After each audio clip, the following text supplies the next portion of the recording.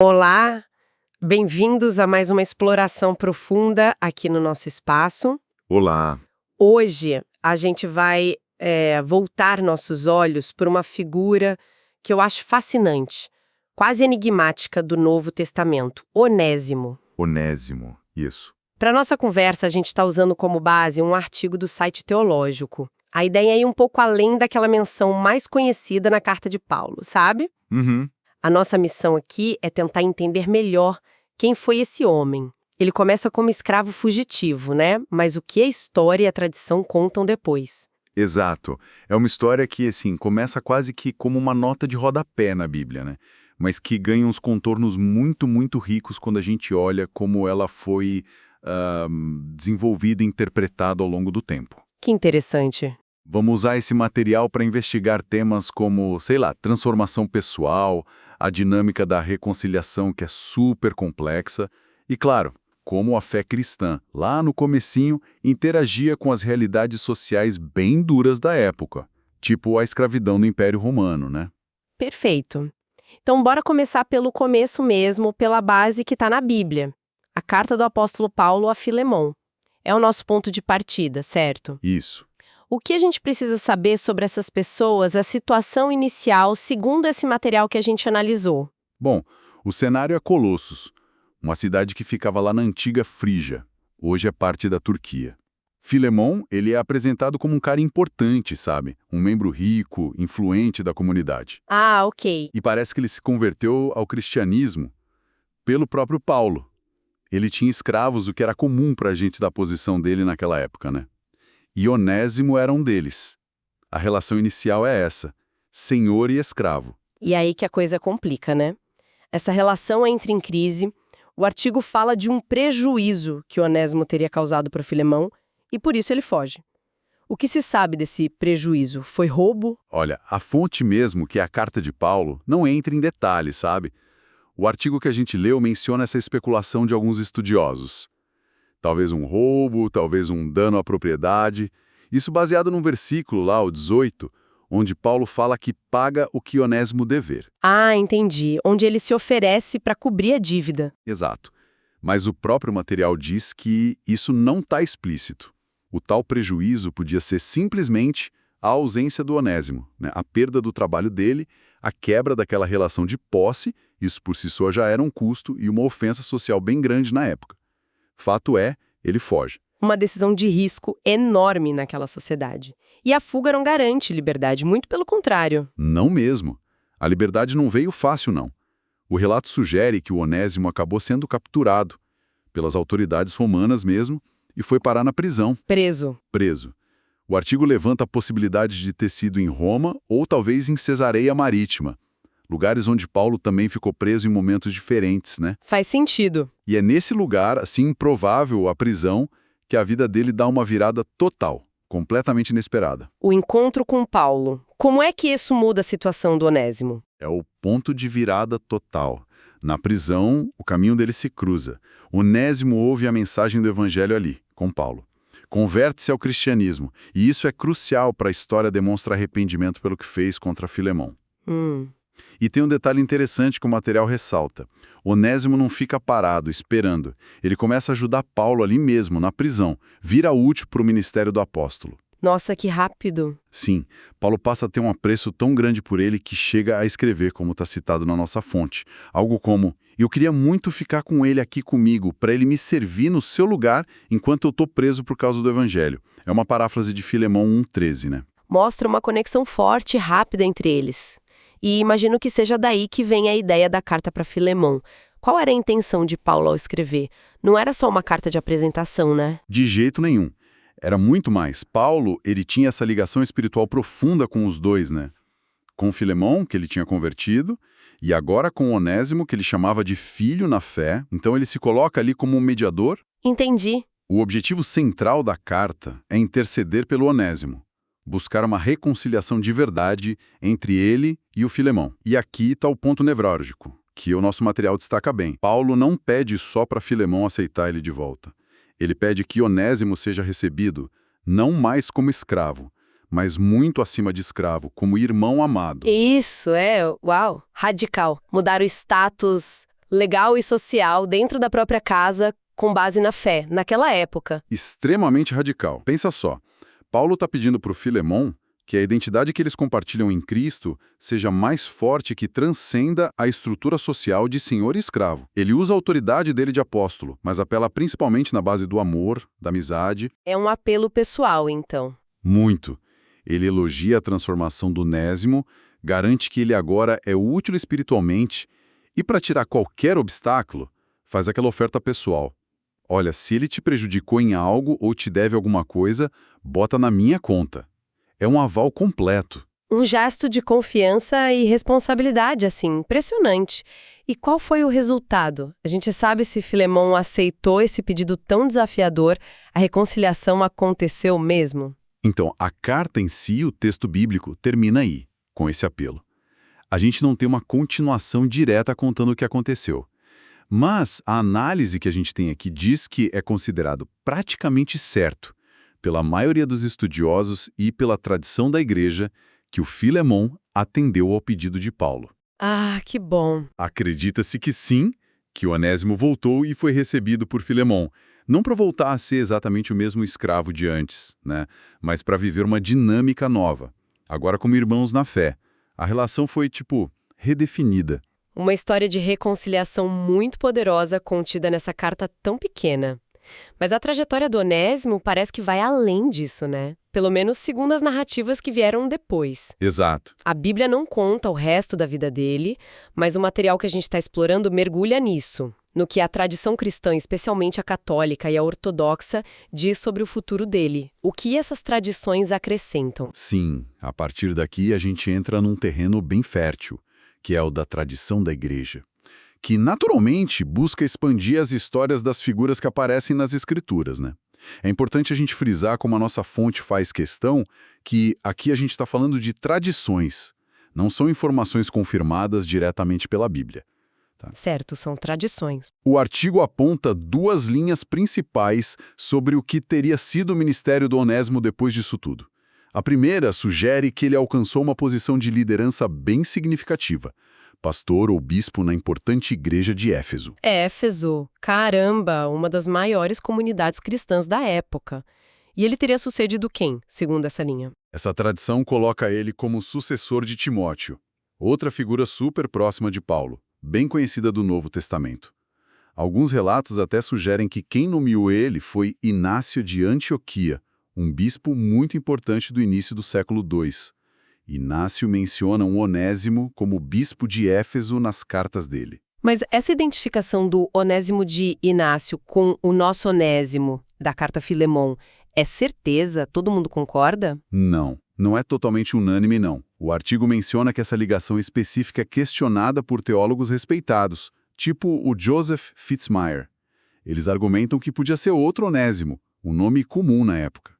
Faz sentido. Contudo, o artigo também informa que muitos historiadores da igreja acham a identificação bem plausível e defendem ela. É um ponto de debate interessante aí na história do cristianismo primitivo. Entendi. Tem essas nuances. E qual seria a segunda linha de tradição sobre o destino dele? Segunda vertente, que talvez seja até mais influente, principalmente no cristianismo oriental, coloca ele como o primeiro bispo de Bizâncio. Bizâncio. A futura Constantinopla. Exatamente. Bizâncio, a cidade que séculos depois virou Constantinopla, o coração do Império Bizantino, e hoje é Istambul.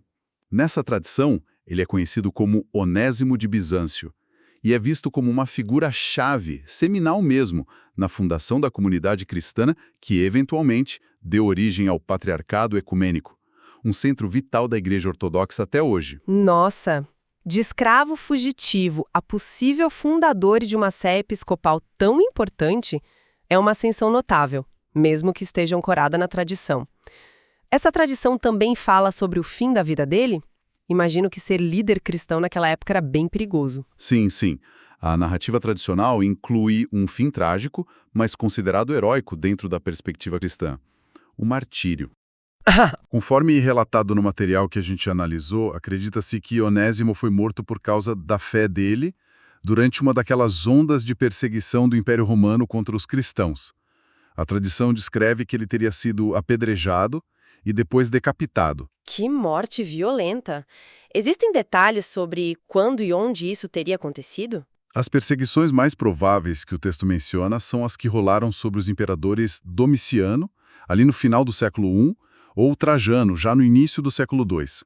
São períodos conhecidos por uma repressão mais forte aos cristãos. Certo. Isso colocaria a morte dele em algum momento entre 81 e 117 d.C., mas a data exata é incerta. O artigo até menciona uma representação visual disso, uma pintura que acharam num tal de Menologium de Basílio II, que era tipo um calendário ilustrado medieval com vidas de santos, sabe? Sei. E essa pintura supostamente retrata essa morte violenta dele. No entanto, a fonte faz uma ressalva importante. Justamente por causa dessa incerteza da data, alguns historiadores questionam detalhes específicos, como a decapitação. Mas o martírio em si é uma parte bem estabelecida da tradição sobre ele. Fica claro que, mesmo com a base bíblica sendo curta e a história posterior sendo construída pela tradição, com seus debates e tudo, Onésimo se tornou uma figura lembrada, significativa. Como ele é percebido e honrado hoje, de acordo com o que a gente leu? É fascinante ver isso, né? Como ele transcendeu aquela origem humilde para se tornar uma figura reverenciada em diferentes ramos do cristianismo. Ele é visto, assim, universalmente como um exemplo poderoso de transformação pela fé. O legado dele aparece de formas diferentes, mas que se complementam. Que exemplos o material nos dá sobre essa veneração, como ele é lembrado? Bom, na Igreja Ortodoxa Oriental, ele é celebrado justamente por essa tradição de ter sido o primeiro bispo de Bizâncio, é venerado como santo e mártir. O artigo aponta que o dia 15 de fevereiro é dedicado a ele no calendário litúrgico ortodoxo. 15 de fevereiro. Isso. E faz uma conexão legal com hoje em dia, mencionando a Catedral de São Jorge, lá em Istambul, como um lugar onde essa memória histórica continua viva. E na tradição ocidental, na Igreja Católica Romana, por exemplo? Ele também é reconhecido e honrado, sim. O artigo cita o Martirológio Romano, que é tipo um catálogo oficial dos santos e mártires reconhecidos pela Igreja Católica.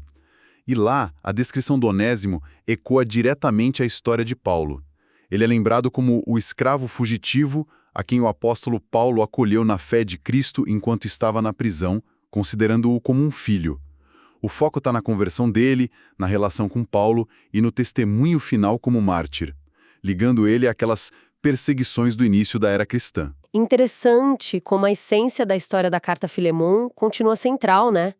O artigo menciona outras tradições também. Sim, menciona especificamente a Igreja Luterana. Os luteranos também incluem ele entre as figuras santas a serem lembradas.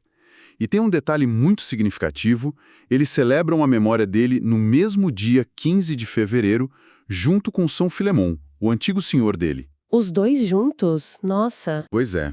Essa comemoração conjunta reforça de um jeito muito bonito a mensagem central da carta, a reconciliação e a nova irmandade em Cristo, que superou a antiga relação de escravidão. Celebrar os dois juntos é realmente muito simbólico.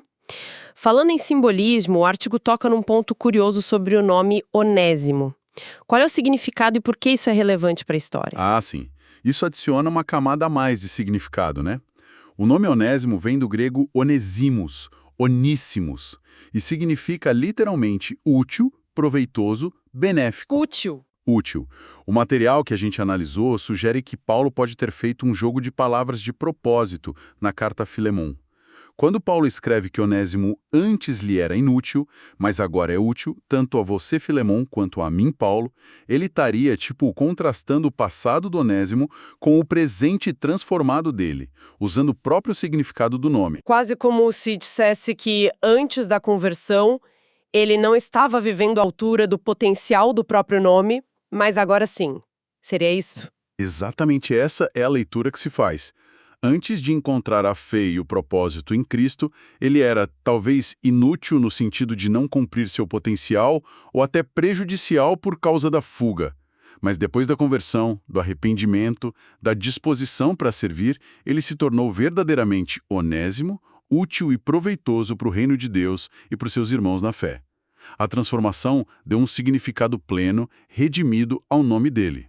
Juntando todas essas peças, então, a base bíblica, as tradições que vieram depois, o legado e até o significado do nome. Qual é a mensagem central que emerge dessa nossa exploração da vida de Onésimo a partir do material que a gente analisou? Como a gente pode resumir a importância dessa figura? Olha, se a gente conectar tudo, a história do Onésimo, nessa mistura de fatos bíblicos e ecos da tradição, se torna um símbolo extremamente poderoso de redenção. Ela demonstra, de um jeito muito concreto, a possibilidade de uma transformação radical pela fé. Uma mudança capaz de redefinir completamente não só a identidade de uma pessoa, mas também as relações sociais dela, mesmo dentro de um sistema tão rígido, tão opressor como era a escravidão na Roma Antiga. É a personificação daquela ideia de que ninguém está além da possibilidade de mudar, de encontrar um novo propósito, né? Precisamente. É um testemunho que atravessa os séculos, sobre como alguém que partiu de uma condição super marginalizada, considerado inútil ou problemático, pôde, através dessa jornada de fé e reconciliação, se tornar uma figura de liderança espiritual reconhecida, pelo menos na tradição, né? E uma fonte de inspiração que continua. A história dele toca em temas universais: perdão, segundas chances, o poder da fé para quebrar barreiras sociais e restaurar relacionamentos. Exploramos hoje, então, essa trajetória impressionante de Onésimo. Começamos com o escravo fugitivo, mencionado na carta Filémon, e seguimos esses fios da história e da tradição que o retratam como pastor, bispo e mártir. Vimos como essa breve menção bíblica se desdobra em uma narrativa rica sobre conversão, reconciliação e o impacto transformador da fé, mesmo que os detalhes posteriores sejam, como vimos, matéria de tradição e até debate histórico. Exatamente, e talvez o ponto que fica para nossa reflexão final seja justamente esse, né? O material deixa claro que muitos detalhes da vida posterior de Onésimo pertencem ao campo da tradição, sendo até objeto de debate entre os especialistas. Sim. Isso levanta uma pergunta interessante. Por que a história, ou talvez a gente devesse dizer a narrativa de Onésimo, mesmo com essas incertezas factuais, continua a ter tanto apelo?